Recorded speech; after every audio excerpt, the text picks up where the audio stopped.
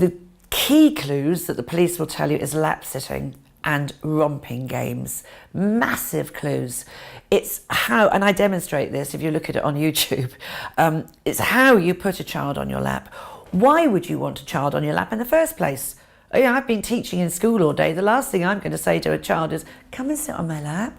Come and sit on my lap. That's my need being met, not the child, because if the child wants to sit on your lap, it'll come crashing in on you, won't it?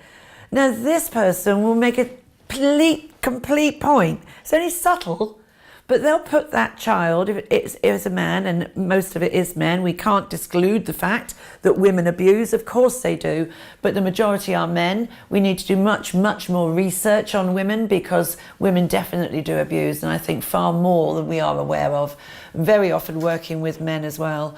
But why is a child, let's use this as a reference point to men, why would a man put a child literally with its bottom firmly placed on its fly zip? Why would you do that? You're doing it because this person wants its genitals touched at any given moment. And this is grooming in plain sight.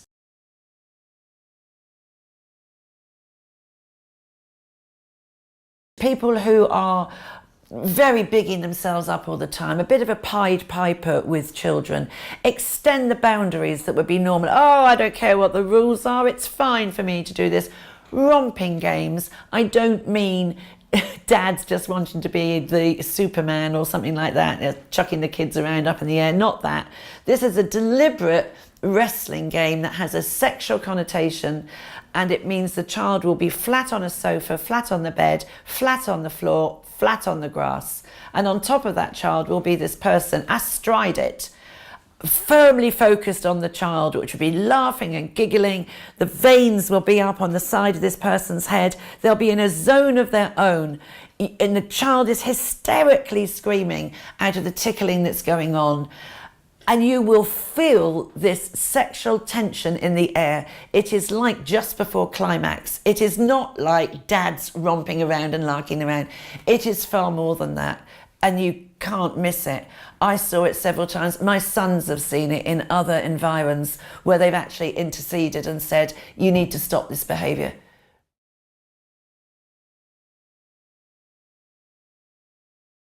The thing you've got to understand is the behaviours.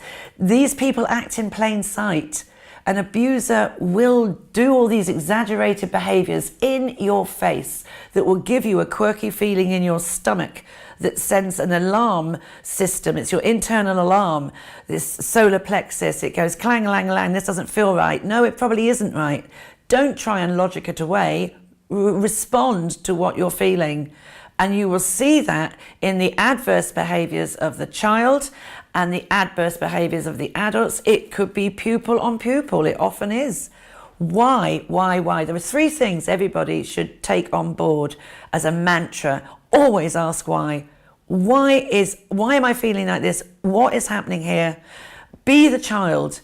You know, when a child is late into school, when a child's bullying, when a child's trying to abscond from school, any of these adverse behaviours, you know, be the child. What would I be like if I'd been up all night being raped by my father? How might I be in class the next day? You know, examine the reason why. Always trust your instinct. My statement for the police was 40 pages of A4 sheets of missed nanosecond quirky moments. But that was way back in the 90s. And this course didn't come out until 2002. But every time it will be the behaviours. And you've got to understand, you cannot intervene in something you do not understand. And however harsh it is to learn how it operates, you know, if you don't want to go there, if you don't want to step up to that extra horrible black area that we have to, why are we in teaching? Why are we in education? We're there for the better outcomes for our children in our care. If you don't want to do that job, if you don't want to step up and learn the horror story that's around these children in today's world, then go and work somewhere else. It's a privilege to be in teaching, truly is a privilege. I miss it desperately. I miss it desperately. To be part of that trusted relationship with a parent, the child in the school, to mould that child to be something wonderful later on in life is a real privilege. And if you want to be slack about it and not take it on as a full commitment, then do us all a favour and please go and work somewhere else. You don't have a gun at your head. The children come first, always.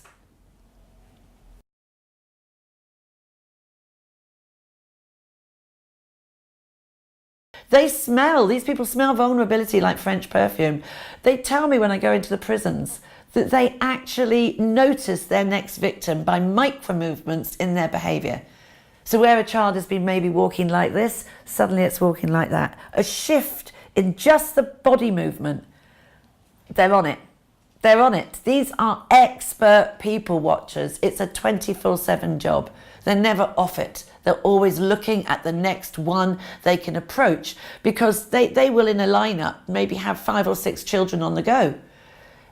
You can't risk a couple of children being moved away, because then they've got a gap. There'll always be a child that they are having sex with that's then going to fall off the radar. They're not fancying them anymore. Boom, out you go. There's another one here that's got the grooming and the abuse going on. Then there's another one where the grooming is going on. We haven't worked up through the ranks yet. There's another one where the grooming has started. There'll be another one on the radar.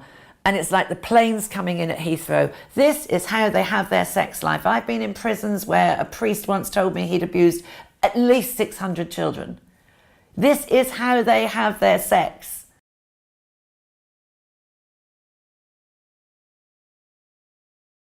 You've got so many. How can it be? Let's look at them. Absconding from school, stealing, things that are going to be flags of help, if you like. The non-verbal behaviours, aggression, drop in your academic standards, bullying, problems with speech. Stammers is a classic one, because with the damage done to the brain, with the trauma and the cortisol spiking, it actually harms that frontal lobal system of the brain where language is formed. Why is a child an A-lister in every subject, but where its creative English is concerned, it drops? Now that's a sign as well. Daydreaming is another one. Is it that you're daydreaming because you got a boring teacher and tonight you're going out to a party? Do you ask why that child's daydreaming? Do you actually talk to your colleagues about it? Are you just a boring teacher, or is that child even dissociating? Is it zoning out because tonight's the night granddad comes round and oh my word, I know what I'm going to be facing?